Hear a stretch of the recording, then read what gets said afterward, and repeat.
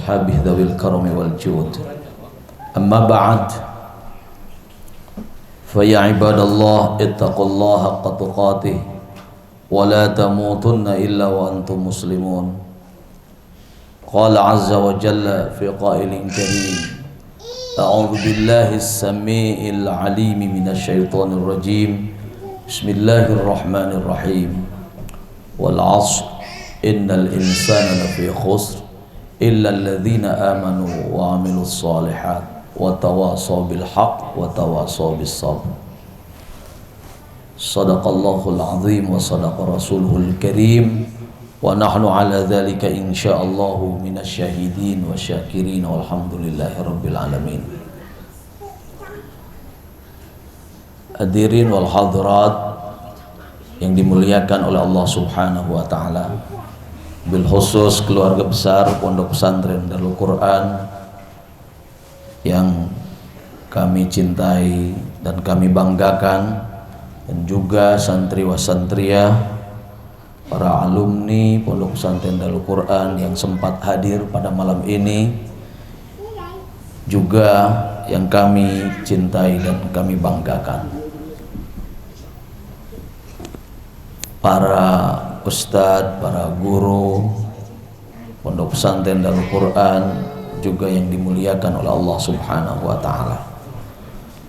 Marilah kita memanjatkan puji dan syukur kehadirat Ilahi Rabbi yang atas segala limpahan rahmat dan nikmatnya kepada kita semua, sehingga pada malam ini kita bisa bersilaturahim, bermuwajahah, mudah-mudahan dengan penuh kegembiraan, tidak kekurangan sesuatu apapun. Amin ya rabbal alamin. Salawat beserta salam semoga Allah tetap mencurah limpahkan kepada baginda Rasul Nabiyuna wa Habibuna Muhammadun sallallahu alaihi wasallam, kepada keluarganya, kepada para sahabatnya, kepada para tabi'in, tabi'it tabi'in, dan juga kepada kita sebagai pengikutnya di akhir zaman ini.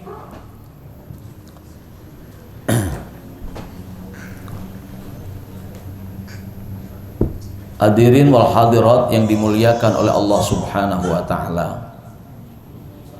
pada malam ini dengan penuh kesadaran dan penuh pengharapan pada Allah Subhanahu wa taala,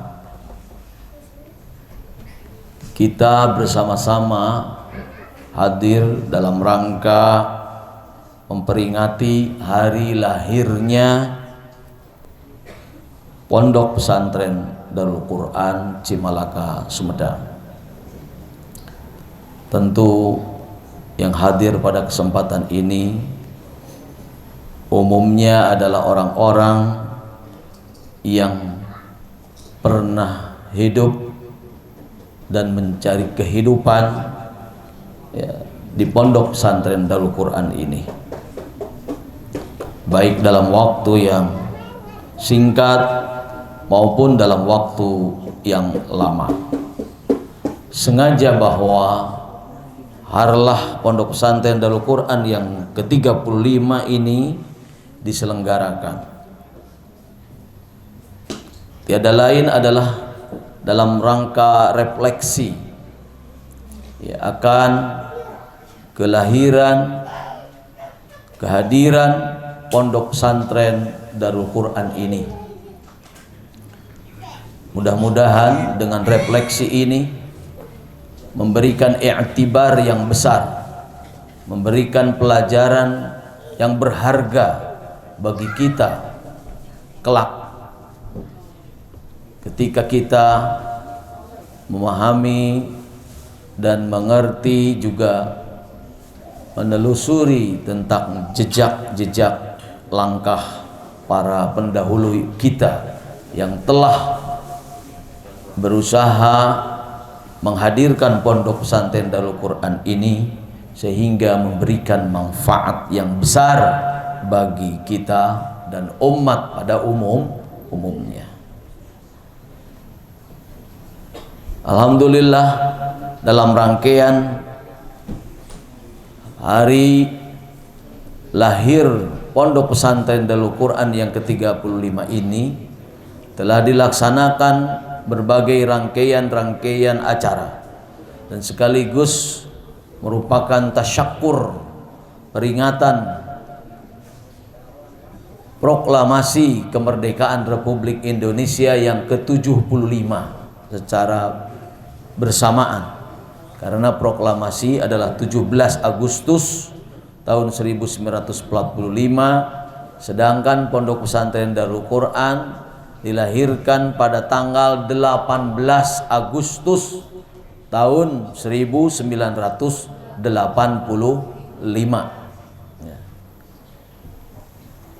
Diselenggarakan beberapa kegiatan tentu dalam rangka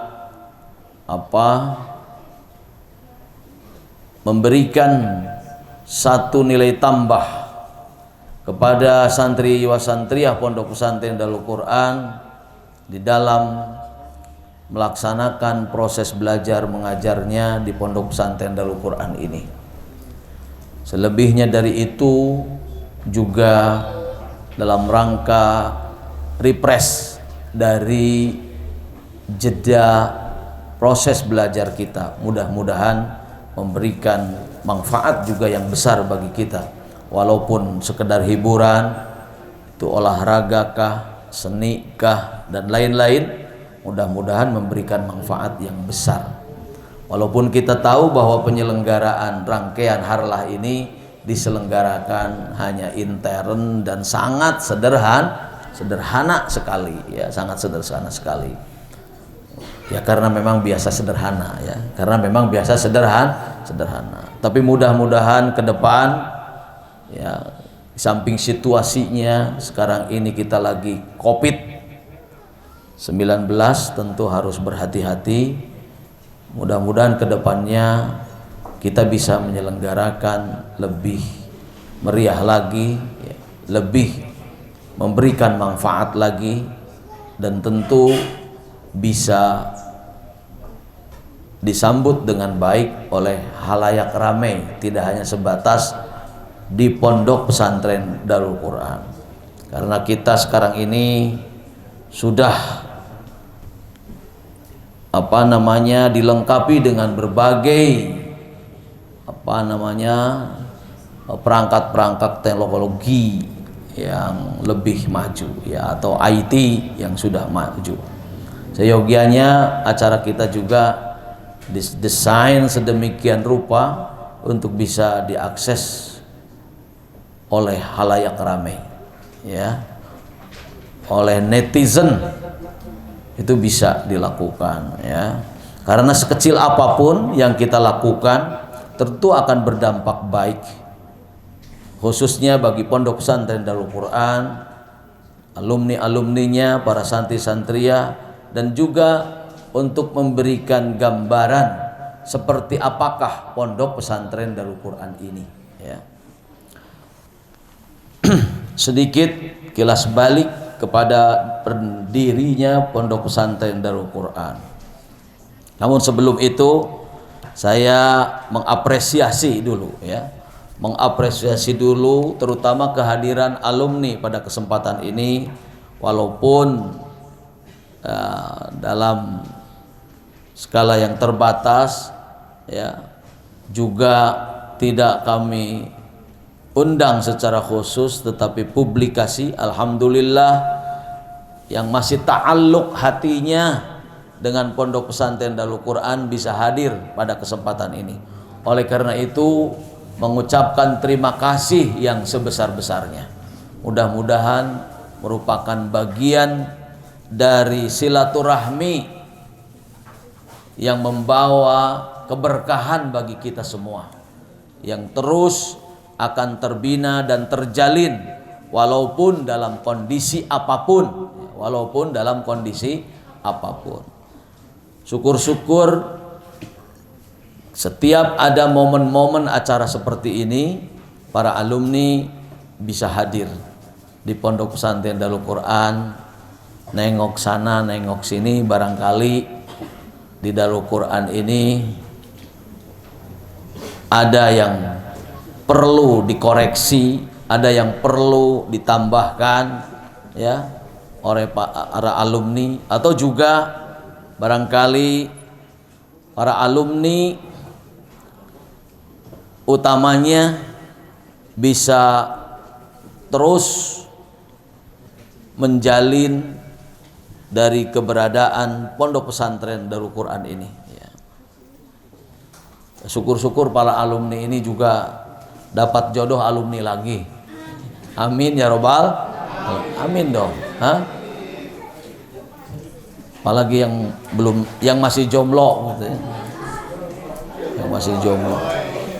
Karena insya Allah kalau alumni lagi soleh kan.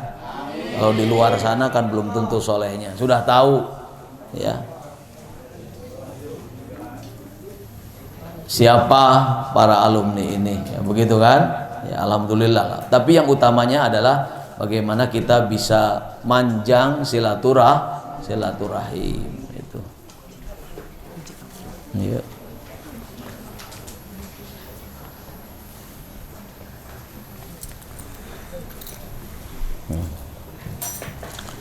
Baik. Dan juga kita sebagai alumni, apa yang kita tampilkan tadi ya, hiburannya, membaca Al-Qur'annya, membaca sholawatnya ya, kita mudah-mudahan tersentuh dengan apa yang kita lakukan pada kesempatan ini. Walaupun saya tahu bahwa sesekali kalian bercanda, sesekali kalian ingin memberikan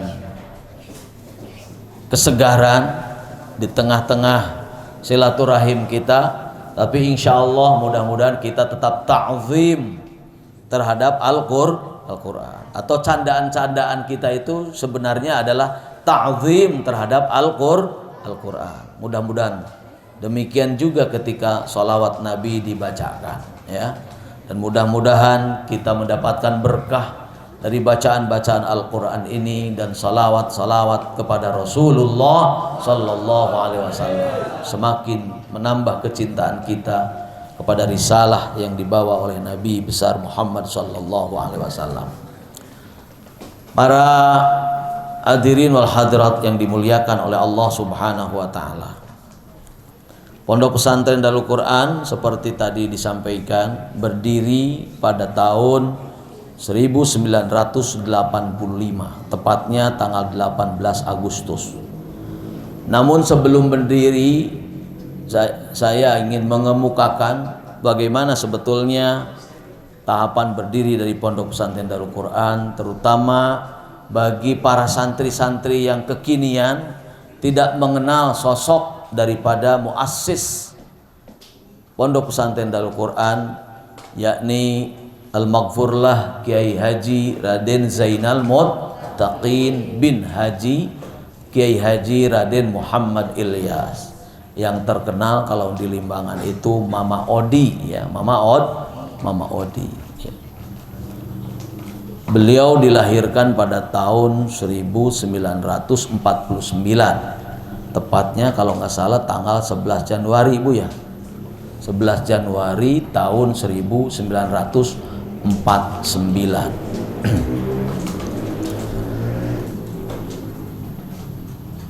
Al-Maghfurlah muda ya, atau Al-Maghfurlah kecil dilahirkan yakni di Kampung Tengger ya, itu tepatnya di Kecamatan Barubur, Limbangan. Lahir dari seorang ulama besar yakni Kiai Haji Raden Muhammad Ilyas yang dikenal sebagai Mama Odi.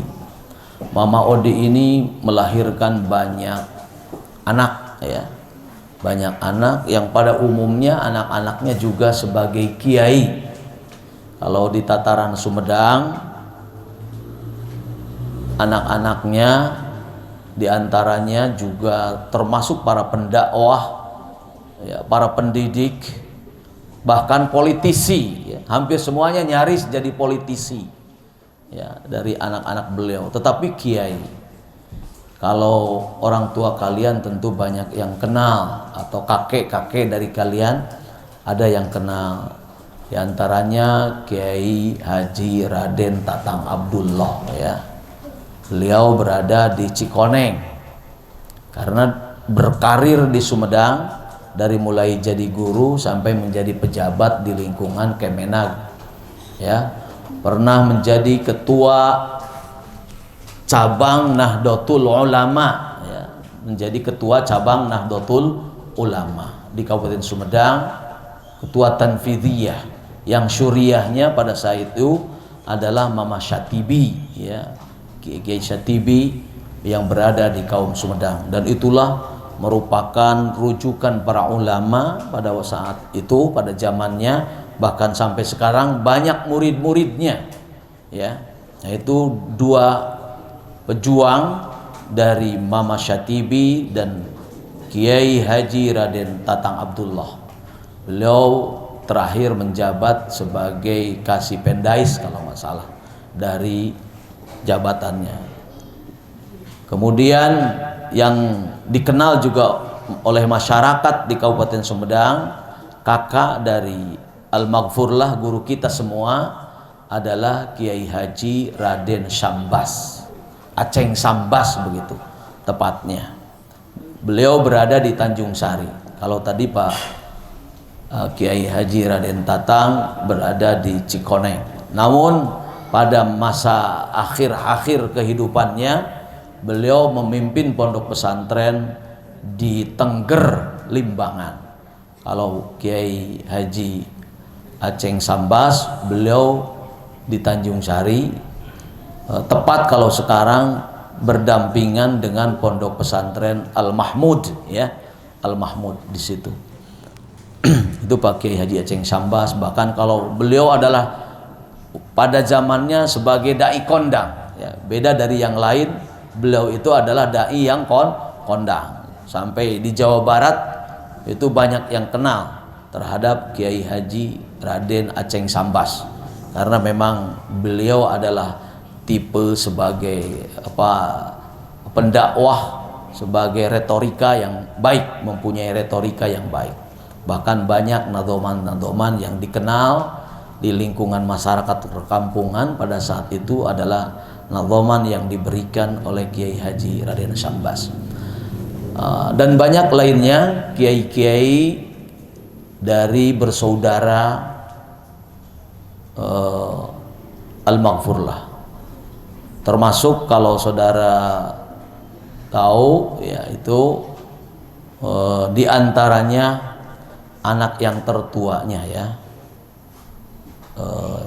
Sekar, ya, yang tertua itu Wah Sekar nu di mana ieu teh namina teh di Cikelepu, ya, di Cikelepu itu Nini Engkan katalah nama Nek Engkan itu di antaranya punya putra namanya Raden siapa itu Osad, ya, Kiai Rosad, Kiai Rosad.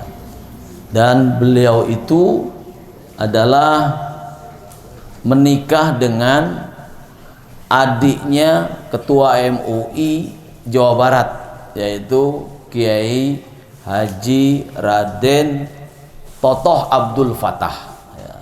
Kemudian dari situlah termasuk rangkaian nasabnya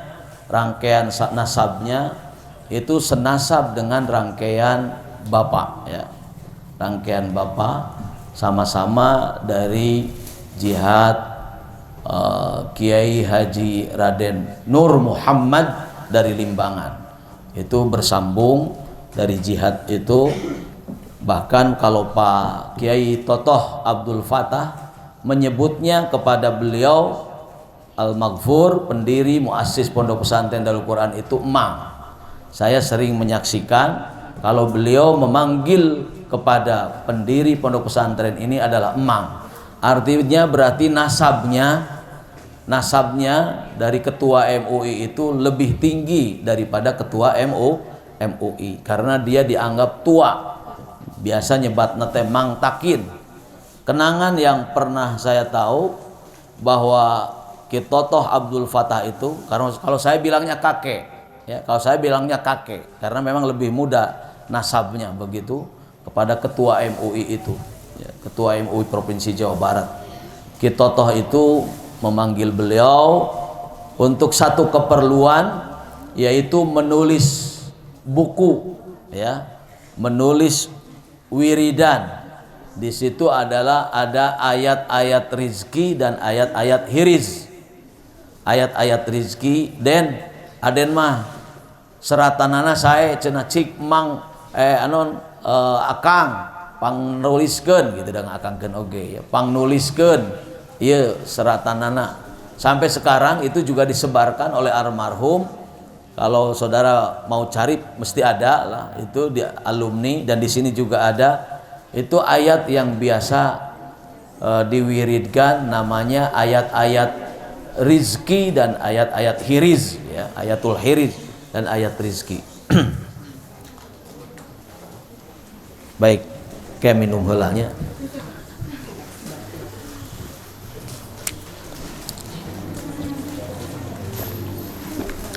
Ya, kita refleksi saja, tenang.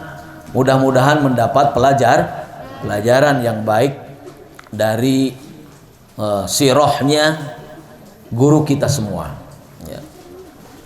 Dan mudah-mudahan beliau pada saat ini sedang menatap kita dengan penuh bahagiaan karena banyak murid-muridnya, ada santri-santrinya, ada cucu-cucunya dan sebagainya yang masih peduli memperhatikan pondok pesantren.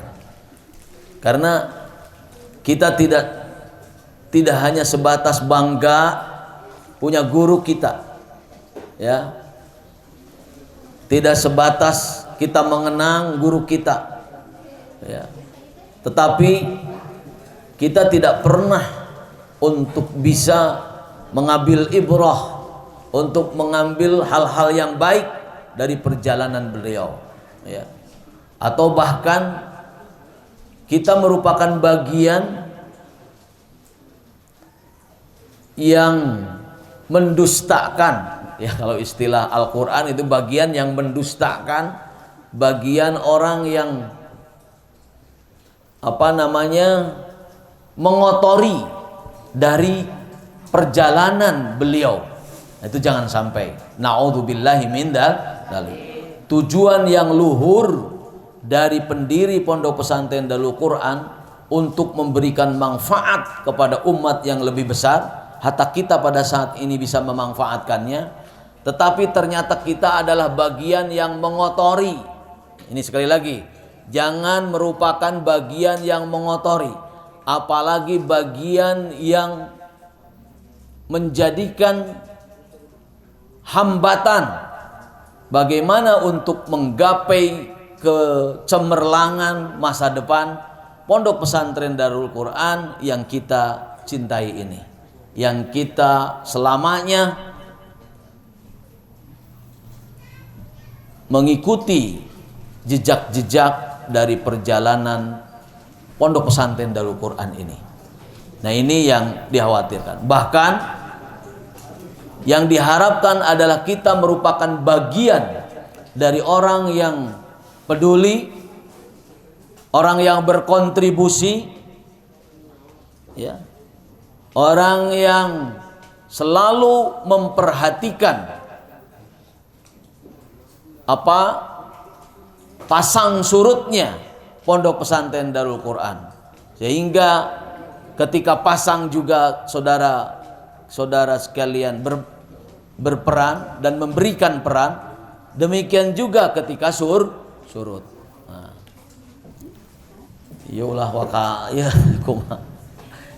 jadi tidak concern nih, banyak melihat lalu lalang ke sana kemari.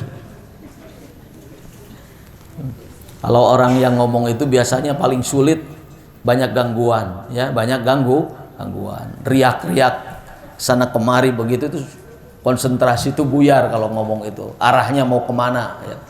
Ada macam-macam begitu. Kalau lagi nyanyi mah nggak terlalu ya. Kalau lagi ngomong itu kemana mau ngomong ini, orang sudah kesini, kesini, ulang anting kadi itu kadi. Nah itu tolong perhatikan ya. Kalau orang sudah mulai ngomong, jangan sampai, apalagi ya sudah banyak mengingat sesuatu yang kadang tidak bisa dicerna lagi memorinya ya. Itu tolong diperhatikan dengan sebaik-baiknya. Sekali lagi, bahwa mudah-mudahan kita adalah bagian dari orang yang melanjutkan perjuangan beliau. Amin ya rabbal alamin ya. Karena tidak mudah. Bapak memperhatikan apa yang dilakukan oleh beliau sampai terwujudnya Pondok Pesantren Darul Quran. Kalaulah kita bagian dari orang yang menjemput dan bahkan bagian dari orang yang ittiba kepada perjuangannya, insya Allah kita akan mendapatkan keberkahan hidup ya, akan mendapatkan kesuksesan dari apa yang dilakukan pendiri Pondok Pesantren Darul Quran. Tetapi sebaliknya, apabila kita menistakan, apabila kita mengotori, bahkan mencemarkan nama baiknya, maka justru kita tidak akan mendapatkan keberkahan dari manfaat yang telah kita ambil di Pondok Pesantren Darul Quran ini. Nah, beliau kecil tentu banyak hidup di Limbangan, Garut ya. Yang sempat Bapak catat, beliau itu sekolah formal, yang betul-betul formal begitu ya. Yang betul-betul formal dijalani oleh beliau itu sekolahnya hanya sampai SD ya. Sampai SD beliau itu sekolah. Namun SD dulu pada umumnya kiai-kiai kita itu keluaran SD. Mama Satibi yang menjadi ketua pengadilan keluaran SD ya. Pak Kiai Tatang keluaran SD. Bahkan bapak saya juga keluaran SD sekolahnya itu ya. Keluaran SD, SR lah dulu mungkin begitu. Hanya sekolah sampai SD begitu. Kemudian termasuk Mama Sujai, termasuk Pak Kiai Totoh Abdul Fatah yang ketua MUI Jawa Barat itu dari SD ya, dari SD. Sekolah formalnya.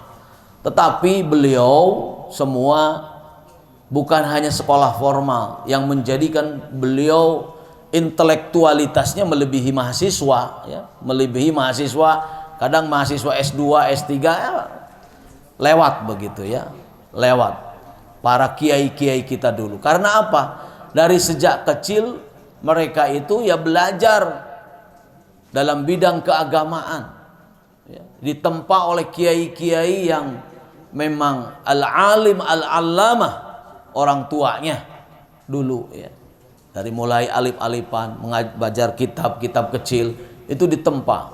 Dari mulai di rumah ibu dan bapaknya. Kemudian yang saya tahu almarhum ini di Keresek ya, pernah pesantren di Keresek. Yang terkenal di Keresek itu banyak jinnya tuh. Bahkan sampai ditulis di Mangle.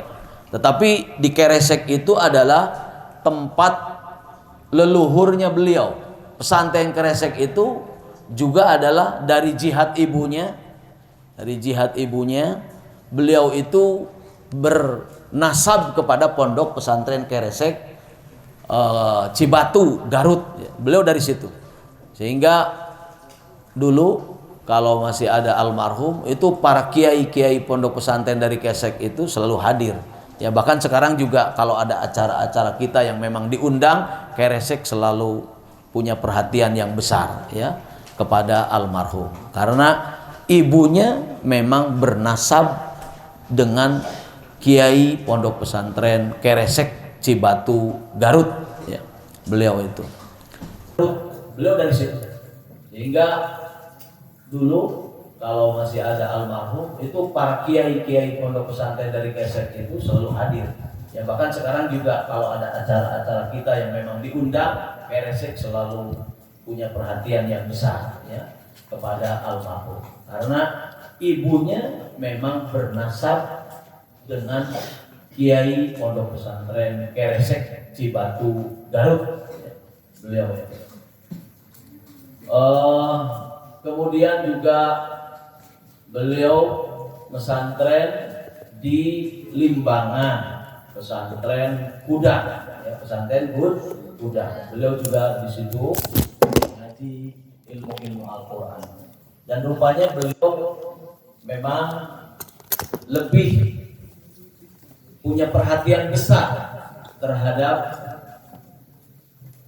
ilmu Al-Quran, terutama lagu-lagu Al-Quran, karena beliau sangat senang dengan seni-seni Islami, senang dengan lagu-lagu Al-Quran, dan disitulah kemudian menjadi bekal beliau setelah mendirikan atau terjun di tengah-tengah masyarakat. Kemudian juga yang sempat Bapak tahu, beliau itu pesantren di Cirebon, ya, di Cirebon, yaitu di Pondok Pesantren Buntet, ya, Buntet. Namun tidak lama menurut beliau. Disitulah beliau katanya hanya belajar Fatihah. Ya. Beliau hanya belajar Fatihah. Nah, setelah itu keluar sekolah SD, rupanya begitu baru keluar sekolah SD, ya, dan pesantren di tempat-tempat yang disebutkan tadi, beliau mengembara ke Sumedang, datang ke Sumedang dan mengikuti kakaknya, ya, mengikuti kakaknya yang saya sebutkan tadi. Kenapa saya sebutkan? Karena beliau datang ke Sumedang itu bersama kakaknya yang pada saat itu sebagai ketua NU Kabupaten Sumedang, yaitu Ki Haji Tatang Abdullah. Tepatnya berada di Cikoneng itu masih muda, ya, masih muda, dan beliau di situ ngaji dengan kakaknya Kiai Haji Tatang Abdullah. Kemudian pernah kembali begitu ke Tengger, mengajar anak-anak di Tengger. Konon dia menyampaikan bahwa setelah membuka pengajian di Pondok Tengger itu, karena bapaknya sudah tidak ada, kakaknya pun tidak ada yang menunggu pondok pesantrennya, istilahnya mau bubar lah pondok pesantren itu begitu, ya, sudah tidak ada murid-muridnya. Kemudian beliau terpanggil untuk menghidupkan pondok pesantren Tengger. Nah, di situ ternyata para kiai berdatangan karena Mama Odi, Kiai Haji Muhammad Ilyas, ada penggantinya, yaitu almarhum Kiai Haji Raden Zainal Mottaq. Dia menurut cerita kepada kita terperangah karena dihadiri para kiai. Padahal dia merasakan awam bagaimana untuk menghadapi para kiai tersebut, ya, untuk ngaji. Kemampuan yang baru usia istilahnya masih muda, orang tua sudah tidak ada, melanjutkan sekolah juga tidak, pesantren juga buntung begitu, artinya apa? Terputus begitu pesantren, inginnya mungkin terus tetapi tidak ada yang membiayai untuk sekolah, pesantren dan sebagainya. Akhirnya kembali dan menghadapi para kiai-kiai. Karena dalam persepsi para kiai-kiai ini adalah turunan, ini adalah merupakan titisan dari kiai besar Kiai Haji Muhammad Ilyas atau Mama Odi. Beliau di situ menangis. Setiap malam menangis, bagaimana kita menghadapi para ulama yang seperti ini. Dalam renungannya beliau, di samping beliau ya sudah punya dasar-dasar mengaji, tetapi kalau berhadapan dengan ulama itu dalam pemikiran, aduh seperti apa saya harus bisa menghadapi para ulama. Maka setiap malam dia melakukan perenungan, melakukan tahajud, sholat hajat dan sebagainya, sampai pada satu saat dia terus berziarah kepada makam orang tuanya, ya. Berziarah ke makam orang tuanya, berhadarah terus dilakukan sampai setiap kali datang ke makamnya itu dalam mimpinya itu diajari terus oleh orang tua, selalu diajari, ya. Sampai tertidur di dekat makam itu, sampai tertidur dan dibunuh. Dengan proses pengalaman batin yang seperti itu,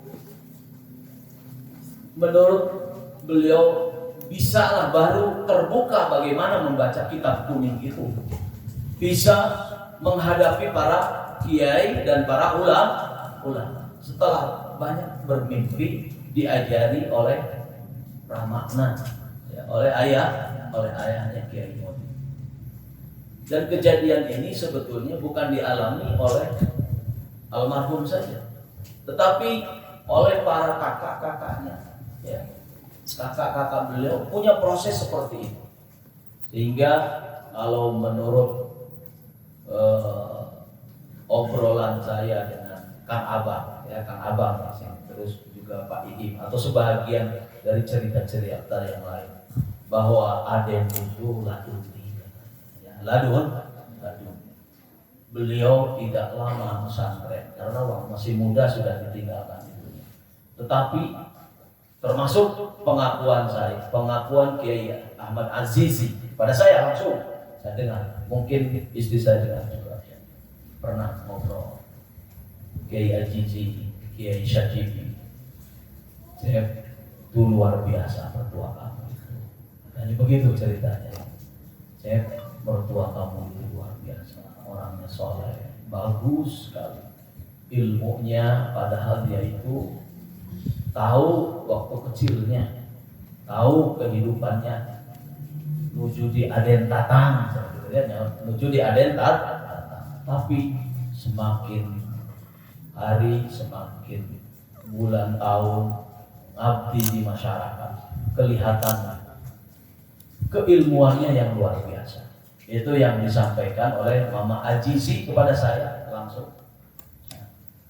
Mama Azizi, termasuk Mama Syatibi juga demikian, mengakui akan kehebatan dari guru kita semua, gitu ya. Nah, ini karena yang Bapak perhatikan, beliau itu bukan orang yang tertutup dalam mengembangkan ilmu, bukan orang yang merasa pinter, ya guminter, tidak ada pada dirinya perasaan guminter. Hatta kepada murid-muridnya yang Bapak tahu dalam belajar, beliau itu tidak sungkan-sungkan melakukan diskusi-diskusi kecil dengan murid-muridnya. Yang beliau ajar sendiri. Dia tidak tidak malu kalau ada muridnya yang lebih bagus, kemudian dia juga menyerap ilmu muridnya. Dilakukan diskusi-diskusi, bahkan memberikan kesempatan kepada murid-muridnya untuk lebih berkembang dan berkembang, ya. Diberikan kesempatan untuk maju dan mandiri, karena mungkin proses yang dirasakan oleh beliau sendiri di dalam ta'allum itu tidaklah berhenti ketika menamatkan pesantren, menamatkan sekolah, tetapi dari berbagai pihak. Sampai yang Bapak bilang tadi, beliau itu dasarnya sekolah SD, ya, sekolah SD. Tetapi dengan proses waktu, beliau melakukan penyesuaian yang namanya dulu penyesuaian ijazah sanawiyah, ijazah aliyah, MAAIN. Dia punya ijazah sama. Jadi hanya ikut ujian saja, belajar sebentar dapat ijazah sanawiyah. Kemudian belajar sebentar dapat ijazah aliyah. Sampai juga dia sekolah di PTDI namanya dulu itu ya, perguruan tinggi dakwah Islami.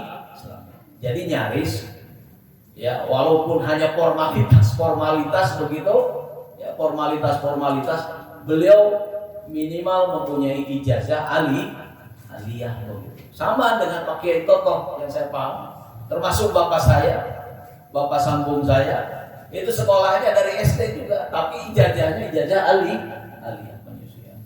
Tapi kaliber ilmu pengetahuannya tentu ya melebihi dari apa yang diperoleh seperti itu. Dan beliau menyerap ilmu-ilmu dari kawannya, menyerap ilmu dari orang-orang yang berada di sekitarnya.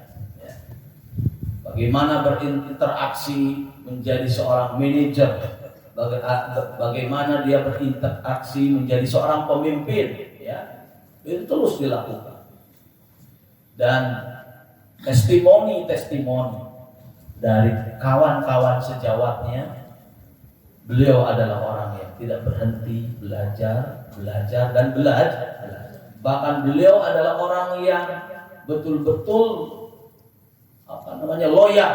loyal kepada pimpinan waktu itu. Pak Kiai Iim Abdul Rahim pada waktu beliau meninggal di sini memberikan kesaksian luar biasa. Bapak ini ya, orang yang punya pendidikan dasar seperti itu tetapi adaptif. Beliau kan kalau Pak Iim orang sekolahan ya, sekolahnya juga sarjana muda. Pak Iim itu BA asli BA.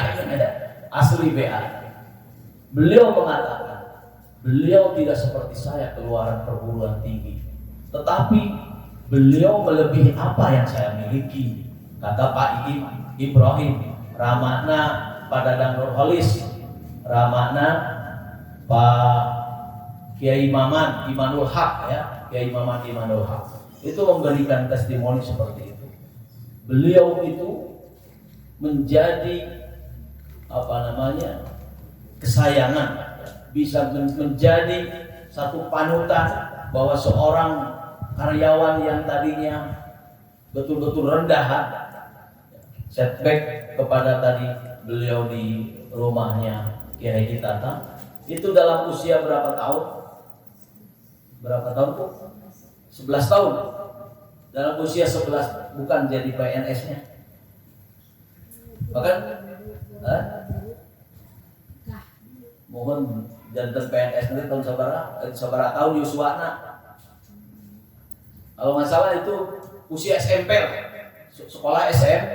Jadi karena dia sudah dari, makanya tadi pendidikan dasarnya yang dijadikan bisluit begitu kalau orang dulu menjadi bisluit, ya bisluitnya SD jadi guru pada usia SMP, betul-betul usia SMP. Bahkan di masa-masa pensiunnya terus terang saya menyaksikan beliau kebingungan mendapatkan ijazah resmi ya Bu ya, ijazah resmi dari SD kan begitu. Ya, ini yang terjadi seperti itu. Ya.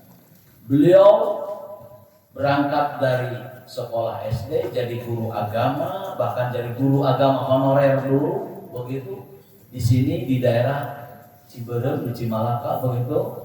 Kemudian jadi guru PGA, ya pernah jadi guru PGA. Coba bayangkan, keluaran SD ngajar di PGA, kebayang nggak? Keluaran SD ngajar di PGA. PGA itu kan sekolah, kalau dulu ada PGA 6 tahun. Jadi sanawiyah sekarang ngajar aliyah. Beliau itu sudah ngajar di sanawiyah dengan aliyah. Sekarang ini kalau kalian silakan tanya ke daerah Mandala tuh, daerah Cicelot, siapa yang tidak kenal dengan almarhum al-maghfurlah guru kita semua.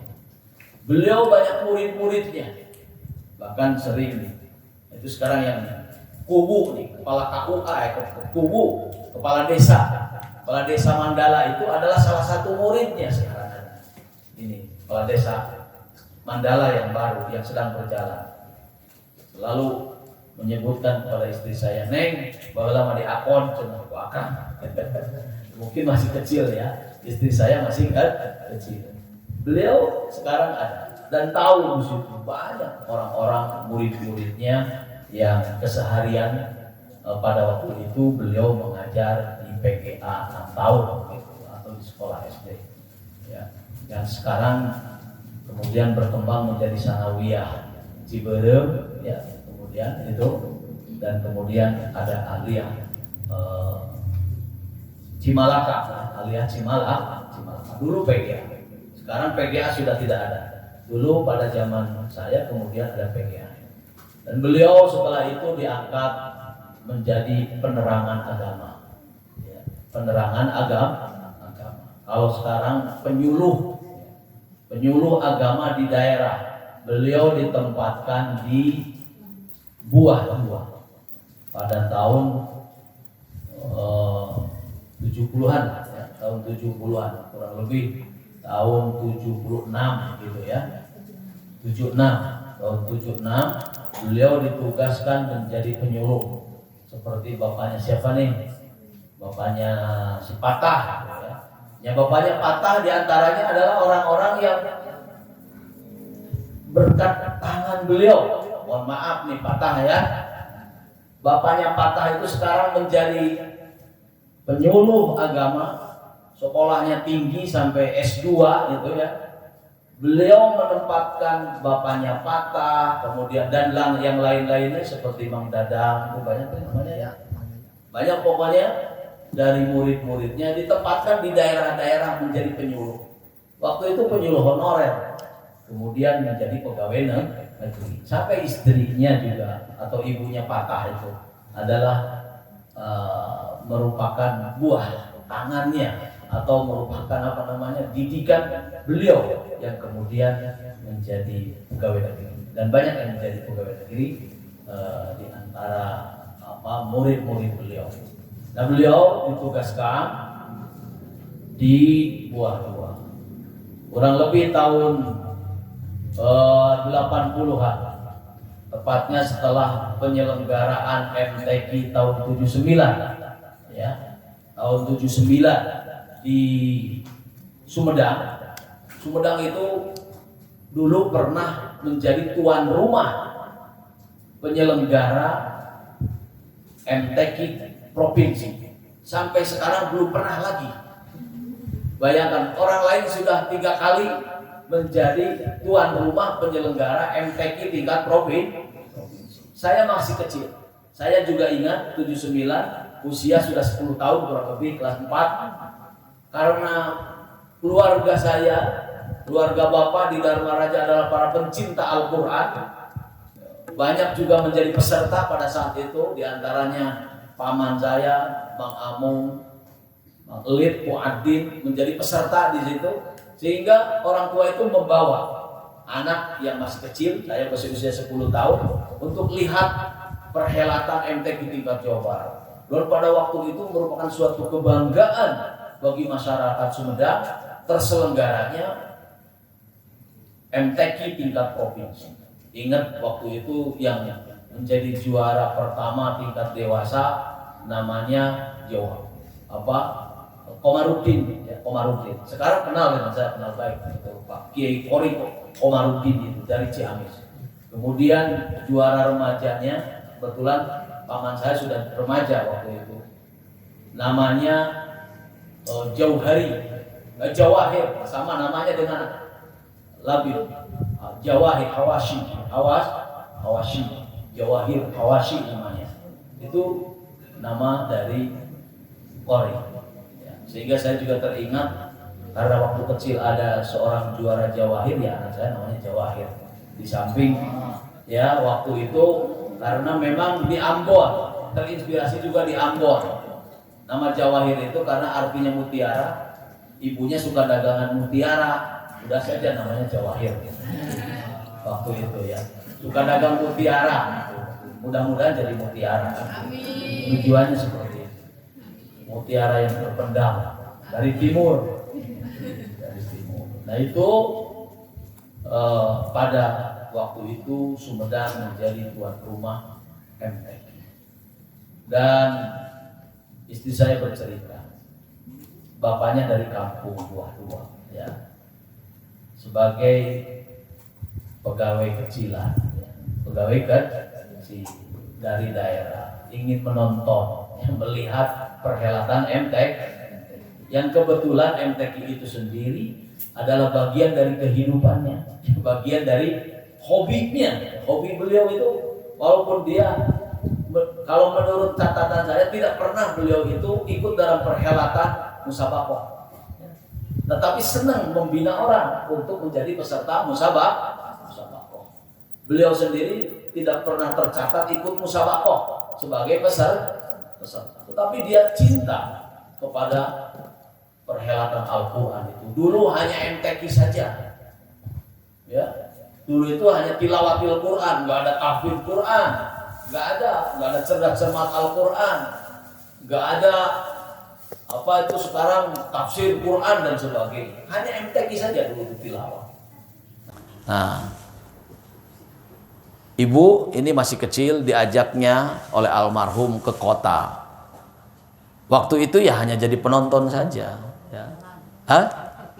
Di pinggir jalan. Jadi di pinggir jalan hanya memperhatikan hebatnya ya perhelatan MTQ tingkat Jawa Barat itu. Nah, namun kemudian setelah itu, karena memang hobinya beliau adalah bagaimana membina dengan kemasan dia, dengan tangannya dia, kemudian banyak yang muncul. Kori-kori Sumedang itu hasil ramuan dia, hasil didikan beliau, ya. Dan juga terpantau oleh atasannya di Sumedang. Ini adalah aset yang besar, ya, aset yang bagus.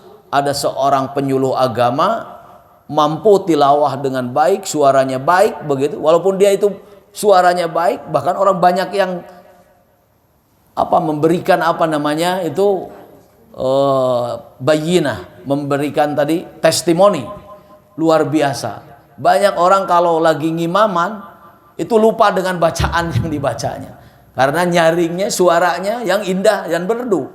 Semua banyak. Kalau sekarang bercerita, mesti yang diceritakan tentang almarhum itu, kita masuk raos lawan di imaman ku pamutakin, bahasanya seperti itu orang-orang.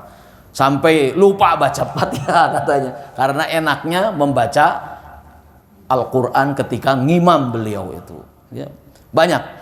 Di antara di sini aja sering bilang itu Pak Ade, ya, Pak Ade ini, Pak Ade Setu Amin, Pak Cep, lamun geus di imamanku almarhum poho. Dan apalagi silakan di kaum boleh bertanya. Kalian tanya tentang keindahan suara beliau. Hanya sayang sampai sekarang kita tidak punya rekaman dari almarhum. Pernah dulu ada, ya, orang merekam, tapi nggak ada. Rekaman beliau tuh nggak ada. Suaranya yang merdu, bass, gede begitu, indah begitu ketika kita mendengarnya. Bahkan murid-muridnya juga seolah-olah tersirap dengan lantunan ayat-ayat Al-Quran beliau, tartil ayat-ayat beliau ketika beliau mengimami, terilhami.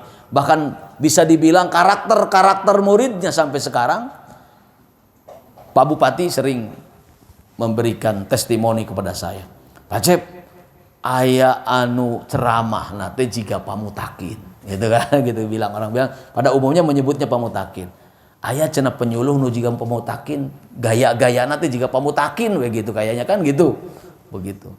Jadi kalau orang ini terus disebutkan di mana orangnya, oh ya iya memang muridnya pamutakin begitu. Muridnya pamutakin. Jadi tersiraplah. Mungkin bagian dari gaya Bapak juga bicara, kalau orang bilang Pak Cecep itu kalau khutbah perpaduan antara pamutakin dengan mama bojong katanya gitu ya. Perpaduan antara pamutakin dengan mama bojong. Itu banyak, ya, yang orang bisa menganalisa. Ini murid pamutakin. Bahkan kita bisa melihat, ya, mutakharrij atau orang-orang yang memang dalam didikan beliau punya karakter-karakter yang sama dalam berdakwah, itu seperti itu. Nah, ulangi bahwa beliau waktu itu tahun kurang lebih tahun 80-an ditariklah ke Kabupaten Sumedang, ya, menjadi staf di Penamas waktu itu. Di Penamas, kalau dulu namanya bukan Penamas, Kasih Penerangan Agama Islam. Ditariklah, dan pada saat itu kemudian tidak beberapa lama beliau diangkat, ya, sebagai Kasubsi Tamadun, ya, Kasubsi Tamadun, ya, Kasubsi MTQ dan Tamadun. Dulu itu ada kasub, karena dia seorang yang cinta MTQ, dia diberikan jabatan sebagai Kasubsi, jadi sudah menjadi kepala waktu itu, kepala subseksi Tamadun, MTQ dan Tamadun. Di tangan beliaulah semarak penyelenggaraan MTQ, dan Sumedang mendapat beberapa kali melahirkan juara-juara sampai tingkat nasional. Dan saya merasakan itu, ya, termasuk dari di sini dulu itu ada kori yang namanya Uce Susanto, ya. Itu bapaknya si siapa itu? Bapaknya si Imam, ada si Imam? Nah, bapaknya si Imam. Bapaknya Imam itu adalah juga merupakan didikan beliau sampai menjadi juara tingkat Jawa Barat dan sampai ke tingkat nasional. Bapaknya Imam tuh, namanya Pak Uce Susanto. Kemudian ada yang namanya Tony Tarsono, ya, di sini itu. Kemudian Ade Maman, begitu. Kemudian ada Imas Masriyah, Imas yang istrinya Pak Kasih sekarang itu, ya. Kemudian di daerah mana tuh? Di daerah Cisarua juga ada namanya Imas, ya. Banyak itu di situ para kori-kori dalam didikan beliau waktu itu. Sampai juga pada tahun 85. Nah, ini baru masuk kepada tahun 85. Beliau semasa di Buah Dua tentu dakwahnya itu ke kampung-kampung, ya. Dan betul-betul, ya, istri saya yang merasakan begitu ceritanya, betul-betul sangat darurat sekali, ya, sangat darurat. Istilahnya untuk masak itu menunggu dulu dari hasil perjalanan beliau ke kampung-kampung, hanya sekedar mengajar ibu-ibu untuk berdakwah dan berdakwah. Kalau kita mencoba memasuki ke daerah-daerah kampung di Buah Dua itu, kenapa bapaknya si Patah itu mesantren ke sini? Ya, bapaknya si Patah tuh, kenapa mesantren? Karena kampungnya bapak si Patah yang di kampung itu, di Bungur Sari itu, jalannya sekarang sudah bagus, ya Patah, ya. Kalau sekarang mending sudah bagus. Kalau dulu itu bebelesekan, cenakan gitu kan, bebelesekan sampai ke sana mengajar, ya. Dan kemudian kemudian ada santrinya dari daerah, yaitu diantaranya bapaknya Patah begitu, dari kampung gitu, ya, aslinya. Begitu. Itu dari ke daerah. Sampai juga, ya, bapak kan napak tilas setiap kali ke Subang melewati. Istri saya selalu diulang-ulang. Oh, kapung kurma kadieu bari solawatan, nganggo mobil dolak, ya kan gitu. Bawa lama jeung bapak dakwah ka dieu cenah gitunya, ieu pun bojo nyarioskeun, oh make dolak, ibu-ibu ngarilu bari maca solawat di atas mobil dolak itu.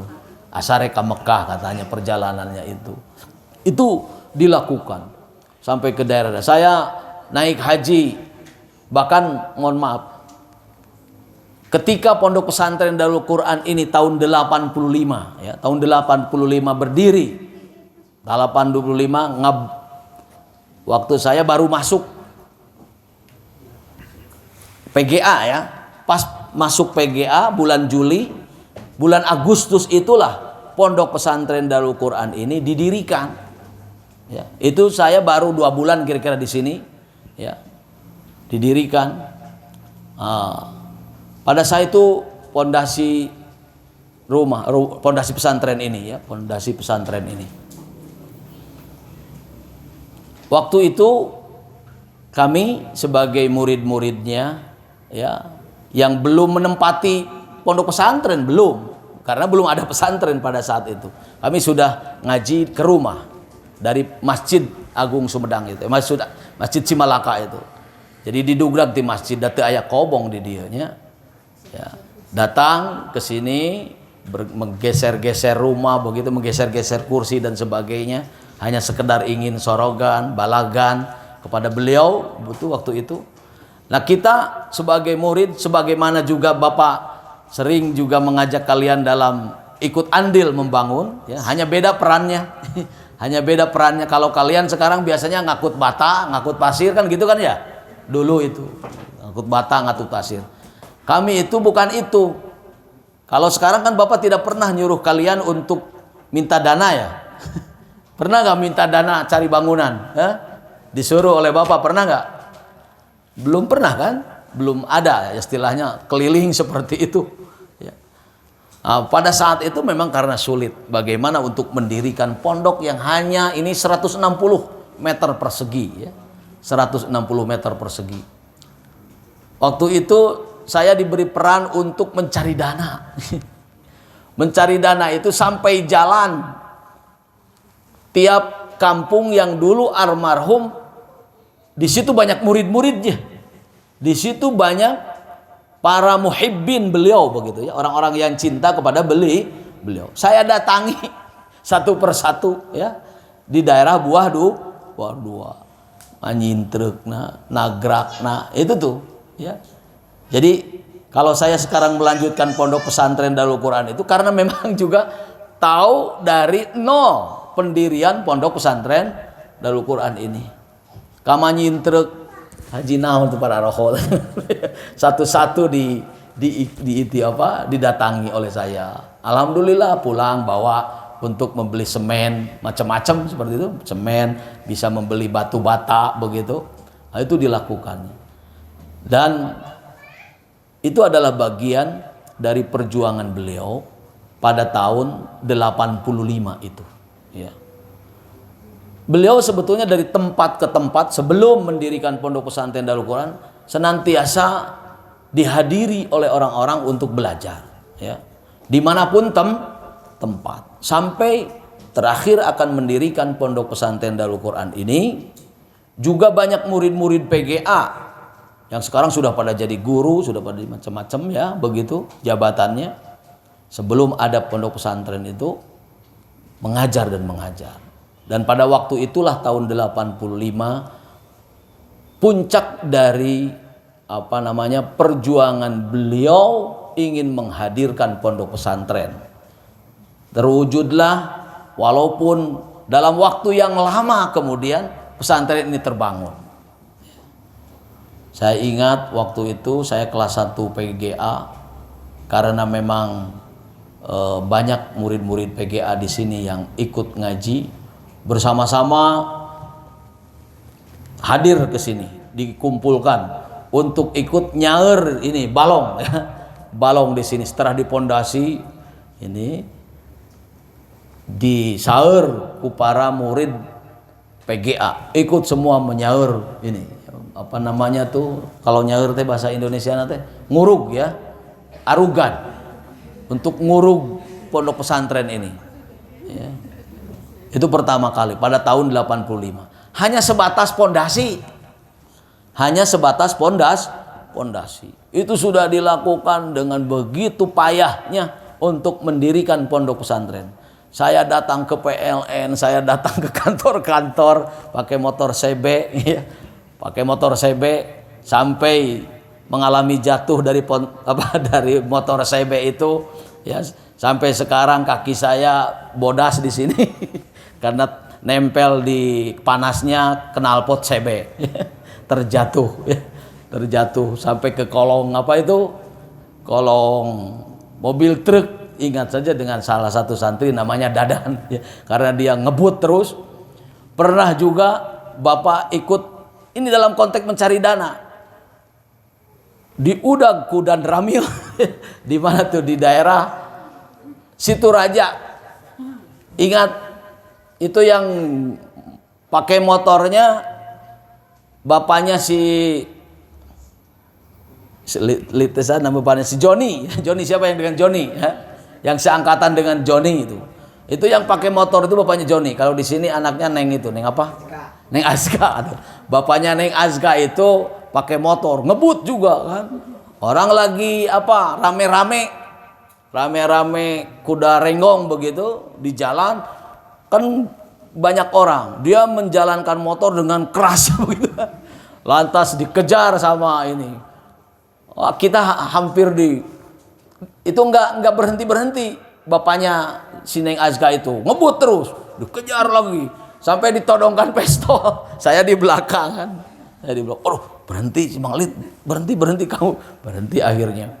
Ya nyaris kita itu mau dipukuli. Itu bagian dari akan menjemput sumbangan di daerah Situraja. Sampai seperti itu. Ya. Itu belum selesai pondok pesantren Darul Quran, baru pondasi seperti itu. Kemudian beliau usaha bagaimana supaya terwujud bisa dipakai, sampai memperjuangkan di sini rekan-rekan seperjuangan beliau pada waktu itu, diantaranya yang setia adalah Bapak Haji Abang Solahuddin, ya, membantu sebagai sekretaris beliau. Pak Abang Solahuddin sudah almarhum, yaitu Alo, ponakan dari almarhum. Kemudian ada Pak Badruzzaman, ada Pak Husain begitu ya. Itu selalu dari dulu jadi kepala-kepala KUA ya, sudah menjadi kepala KUA. Kemudian ya kalau yang berperan langsung adalah orang-orang itu di samping rekan-rekan beliau yang ada di kantor yang lainnya ya. Dukungan-dukungan dari rekan-rekannya. Tercatat ya para agnia di sini di Cimalaka, seperti Pak Abidin begitu waktu itu. Kemudian ada Pak Haji Kosasi ya, dan lain-lain. Tetapi yang instan membantu beliau untuk mewujudkan pondok pesantren Darul Quran ini, yaitu Pak Abang dengan Pak namanya Badruzzaman juga. Mereka semua sudah almarhum ya, kecuali Pak Husain yang masih ada. Sebagai saksi beliau tahu benar apa yang diperjuangkan dari pondok pesantren Darul Quran ya. Dan pondok pesantren Darul Quran tanahnya aja yang seluas ini itu luar biasa perjuangannya. Sampai harus bagaimana pinjam ke koperasi ya, sebesar uang 2 juta rupiah. Tidak banyak sebesar 2 juta rupiah kalau sekarang, tetapi waktu itu sangat besar sekali ya, untuk mewujudkan adanya pondok pesantren Darul Quran ini. Kemudian usaha ceritanya ke pemerintah ya, melalui namanya Setneg kalau dulu ya, di Setneg, Sekretariat Negara. Saya juga ikut ke Sekretariat Negara ya, untuk mengurus dengan proses yang lama, ting setahun, setahun lebih ya. Setahun lebih baru turunlah bantuan ke pondok pesantren Darul Quran. Nilai uang waktu itu 10 juta, tapi dugi naka pasantren mah duka sabaraha, duka 4 juta duka sabaraha gitulah. Sampai juga tidak sampai untuk menyelesaikan pondok pesantren Darul Quran ini ya. Baru tahun 87 secara singkat saja berdirilah pondok pesantren Darul Quran dengan penuh kesederhanaan sekali ya. Bisa kemudian banyak para siswa-siswa PGA berdatangan ke pesantren Darul Quran ini untuk mondok. Jadi dari tahun 85 perjalanan beliau sampai tahun 98 ya, tahun 98. Bayangkan waktu berapa lama? 90 sampai 98. Beliau terus concern memperhatikan pondok pesantren Darul Quran ini ya. Beliau di sela-sela sebagai pegawai negeri ya, kemudian menjadi pejabat di lingkungan. Nah itulah makanya hebatnya, walaupun keluaran pesantren ya, tetapi beliau jadi pejabat kasih di Kemenag ya. Kalau orang-orang sekarang menjadi kasih di Kemenag susah juga, apalagi waktu itu Ya waktu itu sangat ketat sekali persaingan untuk menjadi seorang kepala seksi penerangan agama Islam. Dan disitulah beliau banyak menorehkan prestasi-prestasi kinerjanya, terutama bagaimana memasyarakatkan Al-Quran di tengah-tengah masyarakat, sampai metode Iqra waktu itu bupatinya Kiai Husain. Metode Iqra dari tangan beliau lah sekarang di Sumedang itu menyebar metode Iqra. Dari tempat ke tempat beliaulah yang menjadi narasumber untuk mengajarkan metode Iqra. Dan pada saat itu gayung bersambut dengan Kiai Husain, Bupati Husain Sastra Negara itu diberikan proyek pengadaan Iqra, ya. Kalau nggak salah waktu itu sampai 20.000 eksemplar, sampai 20.000 eksemplar dibagikan, itu yang namanya metode Iqra. Dan dari tempat ke tempat beliau terus mengajarkan Al-Quran, ya. Mengajarkan Al-Quran, membina, memantau, memonitoring kegiatan-kegiatan yang ada di Sumedang ini dari tangan beliau. Bahkan kalau kalian tahu, orang-orang yang sekarang menjadi Dewan Hakim di Kabupaten Sumedang pada umumnya adalah dilahirkan dari tangan beliau semua, ya. Sampai menjadi Dewan Hakim di tingkat provinsi sekalipun, ya, begitu, termasuk pada Alawi. Jadi saya kalau di Dewan Hakim, Bapak di Dewan Hakim di Sumedang itu senior. Sebab dari tahun 91 sebelum keluar sekolah sudah jadi Dewan Hakim. Ya karena melalui tangan beliau juga menjadi Dewan Hakim di Sumedang. Nah, sekarang juga kalau Bapak sekarang jadi koordinator Dewan Hakim, karena di antara Dewan Hakim yang ada, sebetulnya Bapak yang paling senior walaupun orangnya sudah tua-tua. Waktu itu Bapak sempat sebelum kuliah oleh beliau direkomendasikan. Beliau sendiri tidak jadi Dewan Hakim di provinsi pada waktu itu, tapi Bapak direkomendasikan untuk menjadi Dewan Hakim di tingkat provinsi, ya, waktu itu. Tetapi karena perjalanan Bapak juga kerja kemana? Ke Ambon waktu itu menjadi calon hakim, masih calon hakim, sehingga meninggalkan Sumedang pada tahun 94. Tidak berlanjut meniti karir dalam bidang MTQ-an di tingkat provinsi karena terputus dengan meniti karir di Ambon. Dan Bapak tahun 92 persisnya setelah menikah dengan ibu itu 92 sudah mengajar. Jadi kalau ada santri tahun 92 masuk di pesantren Darul Quran atau sebelumnya tahun 90, artinya beliau sudah kelas 3 begitu, itu alhamdulillah sama seperti mengajar kepada kalian. Waktu itu Bapak favorit mengajar itu mutammimah dengan I'lalus Sorfi, yang diajarkan oleh Bapak kepada para santri-santri. Jadi kalau ada alumni tahun 92, yaitu Bapak ikut bersama-sama beliau mengajar para santri Darul Quran. Persis tahun 92, namun pada tahun 94 terputuslah ke Ambon. Jadi hiruk pikuk di pondok pesantren Darul Quran ataupun juga pengabdian di tengah masyarakat hanya memantau dari kejauhan saja, ya. Hanya memantau dari kejauhan saja. Nah, beliau pada tahun itu merintis pondok pesantren Citimun.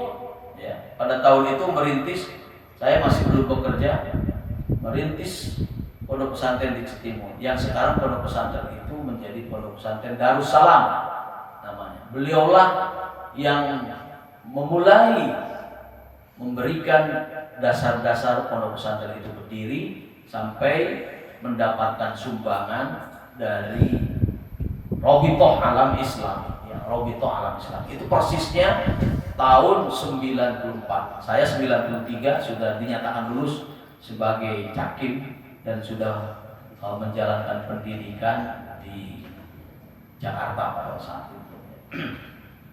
Nah, perjalanan beliau dalam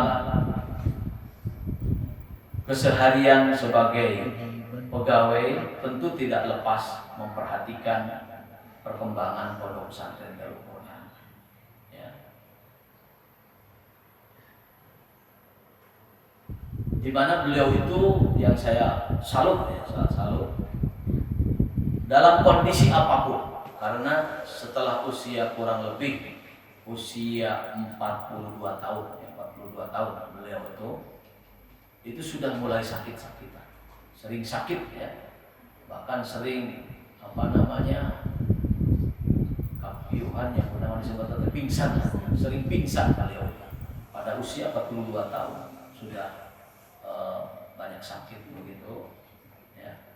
Namun itu sebetulnya di tengah kesibukan beliau yang semakin tua begitu, dipakai oleh masyarakat capek, semakin capek karena kesibukannya sebagai kepala seksi pada saat itu ya, dan juga mengurus segala hal, semuanya dibebankan kepada beliau. Hatta pensiun pada tahun 97. Beliau itu pensiun tahun 97. Beliau 2 kali ditugaskan oleh pemerintah sebagai pembimbing haji, yaitu pada tahun 94 dengan 97. Waktu itu ya.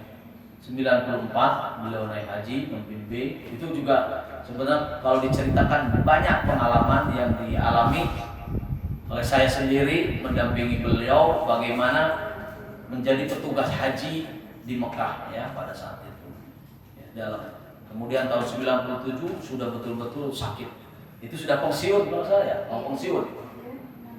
6 bulan ya, sudah pensiun, sudah sakit-sakitan. Bahkan mau berangkat juga sakit. Ya, sudah sakit waktu ke Mekah itu. Nah, sepulangnya dari Mekah, beliau pensiun. Kemudian beliau mendapat kepercayaan menjadi ketua Partai Kebangkitan Bangsa. Jadi ketua pertama Partai Kebangkitan Bangsa itu adalah beliau, ya, almarhum. Nah, di tengah perhelatan politik itulah, semakin keras mungkin pertarungan pemikiran dan sebagainya. Kemudian acaranya juga semakin banyak begitu. Maka beban-beban semakin banyak begitu. Akhirnya ketika akan pencalonan menjadi Dewan Perwakilan Rakyat, ternyata beliau dipundut oleh Allah Subhanahu wa taala dalam usia 50 tahun, bahkan mungkin 49 ya. Tahun 49 lahirnya, 11 Januari 49, dipundut tahun 98. Berarti 49 tahun. Jadi belum 50 tahun. Beliau relatif muda menjadi pejuang dalam agama itu. Karena dari usia 11 tahun, bayangkan. Kamu 11 tahun sekarang, bahkan 13 tahun belum apa-apa berjuang dalam agama. Beliau 11 tahun sudah berjuang dalam agama. Luar biasa. Ya memang beliau muda, tetapi punya pengaruh kepada orang-orang yang sudah tua sekalipun. Hormat kepada beliau. Waktu itu ya dunia Al-Quran, pembumian pemasyarakatan Al-Quran betul-betul berada pada tangan. Beliau dikenal oleh kalangan para qari di tingkat Jawa Barat, bahkan di tingkat nasional. Beliau sendiri sebetulnya bukan pelaku peserta musabaqah, tetapi para qari kenal kepada beliau. Sampai sekarang juga kalau saya ketemu dengan para qari, itu yang terkenang dan beliau pernah sekali di akhir hayatnya begitu, di akhir hayatnya tak sekali atau 2 kali jadi dewan hakim di tingkat provinsi. Ya, sekali itu 2 kali ya. Itu karena beliau justru yang mendorong orang untuk jadi hakim di tingkat provinsi. itu yang selalu menjadi Dewan Hakim di tingkat provinsi itu Pak Iim Abdurrahim itu, kemudian Pak Udin Turmuti, begitu saya tahu begitu ya. Kemudian kesininya ya Bapak Adam Malik Ibrahim, kemudian Pak Dadang Alawi ya begitu. Alhamdulillah, karena saya juga ulubiung di dalam MTQ, ini tahun ini Bapak jadi Dewan Hakim 3 provinsi ya. Insya Allah nanti pada bulan Maret Bapak sudah ditelepon tadi pagi ya. Bulan September dulu mau Maret misalnya. Bulan September tanggal 3 itu kan akan ada perhelatan MTQ tingkat provinsi.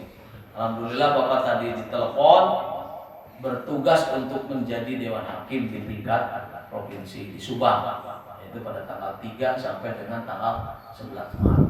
Nah, ini juga adalah bagian dari perjuangan beliau, dari perjuangan beliau. Tentu tidak ada wasilah beliau, Bapak sendiri tidak punya akses mungkin ya, tidak punya akses untuk berkiprah di dalam dunia MTQ. Ini berkat tangan beliau lah, orang-orang banyak yang mempunyai prestasi-prestasi hebat dan melahirkan pemimpin-pemimpin. Walaupun berbeda-beda manhaj kadang ya, berbeda-beda manhaj. Pondok pesantren ya, yang ada di Kabupaten Sumedang banyak dari murid-murid beliau. Bahkan di kabupaten-kabupaten yang lain, hatta di Kuningan sebagai ketua yayasan dari Pondok Pesantren Husnul Khotimah adalah alumni Darul Quran. Ya. Kemudian di Sumedang banyak sekali. Ya, di Sumedang itu diantaranya Mang Dadang, mungkin Yayan, ya, terus Teti yang punya pesantren itu, apalagi di Sumedang. Kemudian di Majalengka Suherman itu, ya. Dan banyak yang berkiprah di dalam Ulfah ya, Menuki di sini, Pondok pesantren Al-Marzuqiyah, ya. Dan lain-lain. Saya kira banyak dari murid-murid beliau.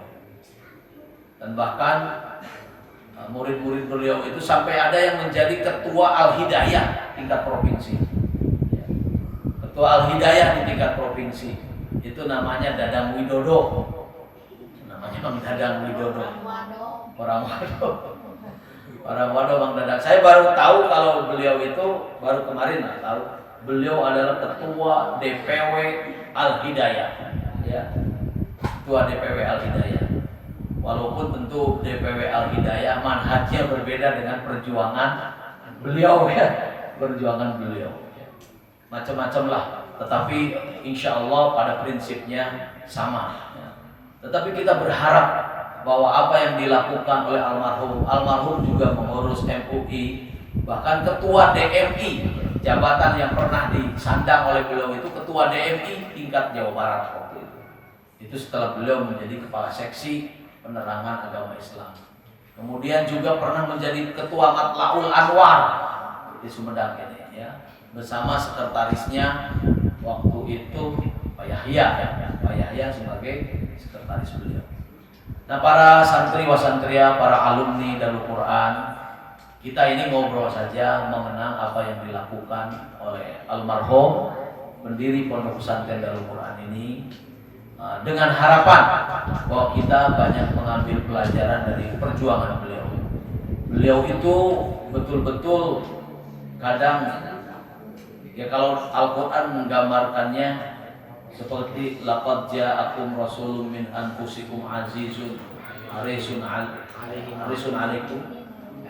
Laqad ja'akum rasulun min anfusikum azizun alaihi ma anittum.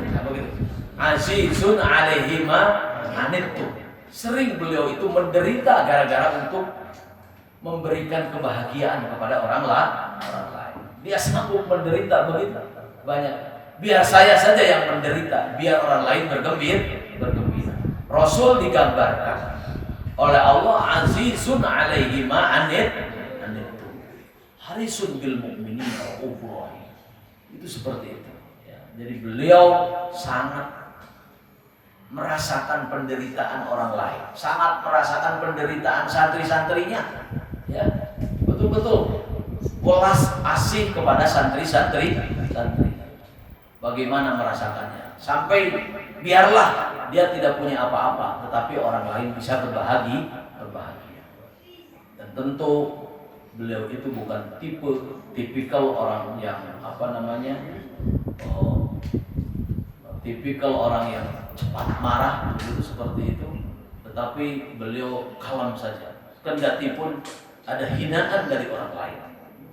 Sebab Bapak itu mengalami, menyaksikan. Padahal ya salah tentu adalah orang lain, tetapi dia sabar saja, nggak akan membalas orang lain. Biarkan saja seperti itu. Tipikal orang yang sangat sabar dalam penderitaan, dalam perjuangan. Yang namanya perjuangan, ya seperti sekarang kita inilah. Ada lagi pasangnya, ada lagi surut, dan penderitaan itu banyak dialami oleh beliau, hatta kita mendapatkan manfaat yang besar dari jasa-jasa beliau. Oleh karena itu, Bapak berharap kalian juga adalah, kalaulah sekarang kalian diuruk oleh Bapak, tetapi bagian wasilah besar yang dilakukan oleh almarhum. Oleh karena itu senantiasa untuk mendapatkan keberkahan dari tempat yang dirintis oleh beliau, jangan lupakan, sisihkan, ya, itu juga merupakan guru kalian semua. Sisihkan doa, sisihkan hadiah Fatihah kepada beliau, yaitu Kiai Haji Raden Zainal Muttaqin bin Raden Muhammad. Insya Allah kalian akan mendapatkan keberkahan. Amin ya rabbal alamin. Hadihi hadiyatuna khususan ila ruh Syekhina wa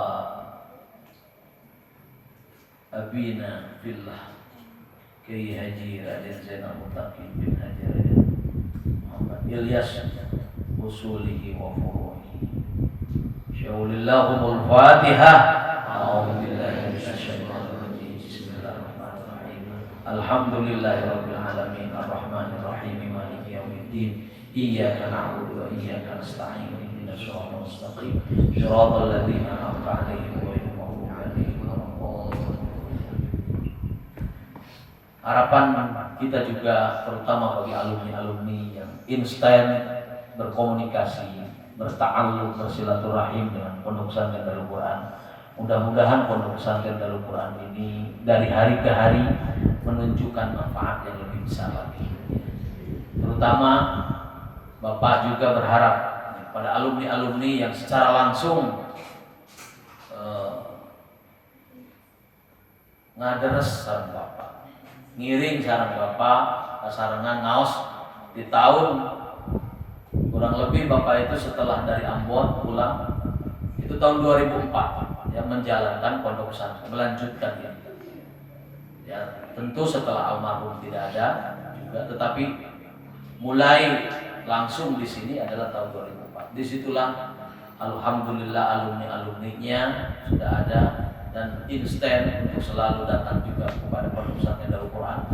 Jadi sebetulnya masa almarhum dengan masa Bapak itu lebih panjang masa Bapak Pondok Pesantren itu. Kalau almarhum dari tahun 85 sampai tahun 98, hanya 13 tahun. Jadi tahun 98 sampai tahun sekarang berapa nih? Usia pesantren sudah 35 tahun. Jadi Bapak itu sudah 22 tahun. Lebih panjang memperjalankan ini. Mudah-mudahan ini terus berkembang. Kalian juga menjadi orang-orang yang sukses. Amin. Yang mendapatkan keberkahan tempat pondok pesantren ini. Mudah-mudahan kalian juga merasa memiliki terhadap pondok ini. Makanya alhamdulillah sekarang para alumni sudah mulai mengabdikan di Pondok Pesantren Darul Quran, dan ini harus terus dilakukan. Yang ikut menjadi badal tahfidz Quran, ya, yang mengajar. Diharapkan ke depan, sebab Bapak itu gaduh program hoyong diwujudkan di cita-cita pada tahun depan, yaitu mendirikan aliyah. Tahun depan ini sudah di-share Bapak kepada, nanti akan ada musyawarah khusus dengan para alumni yang sekarang sudah sarjana atau juga belum sarjana, tetapi sudah mulai kelihatan memperhatikan instan untuk mengembangkan pondok pesantren Darul Quran. Nah, nanti Bapak akan khusus undang kalian, dan Bapak ingin bahwa yang mengajar di aliyah ini adalah alumni pondok pesantren Darul Quran, insya Allah. Sekarang siapa sudah bergabung? Iqbal, ya. Sekarang sambil libur ada Fatho, ada Hashim, ya, Wawan, apa lagi? Haikal, Ical, ada siapa tuh? Sahdan, Rizka Rizki, ya. Mudah-mudahan nanti yang lain terus ada ta'alluq dengan pondok pesantren Darul Quran, dan kita bersama ingin mewujudkan ada aliyah ke depan ini. Dan aliyah ini haruslah betul-betul merupakan lahan pengabdian dari alumni pondok pesantren Darul Quran. Bapak yakin bahwa kalian punya perhatian yang besar untuk kemajuan pondok pesantren Darul Quran, dan seiring dengan pengabdian kalian juga mudah-mudahan kalian menjadi orang-orang yang sukses. Amin ya rabbal alamin. Hari ini, besok, bahkan sekarang sudah mulai Bapak walaupun dengan bekal yang sedikit, ya, dengan modal sedikit, insya Allah badai ngadamel mulai mondasian bangunan sebelah sana. Nanti Pak tukang ini, ya sekarang kan lagi di sini nih, mau bongkar dulu ini. Nanti minggu depan mungkin sudah mulai bikin pondasi, ya, kelas di situ. Ya. Insya Allah doakan untuk semuanya, mudah-mudahan terwujud.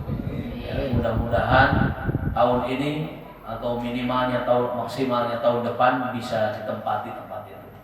Tentu dengan sedikit demi sedikit, dengan dorongan doa kalian semua, ya, tentu juga dukungan moral, ya. Kalau ada material juga diharapkan, ya, dukungan material, ya, siapa tahu, dan Bapak doakan mudah-mudahan kalian punya milik, ya, yang besar dari Allah Subhanahu wa taala.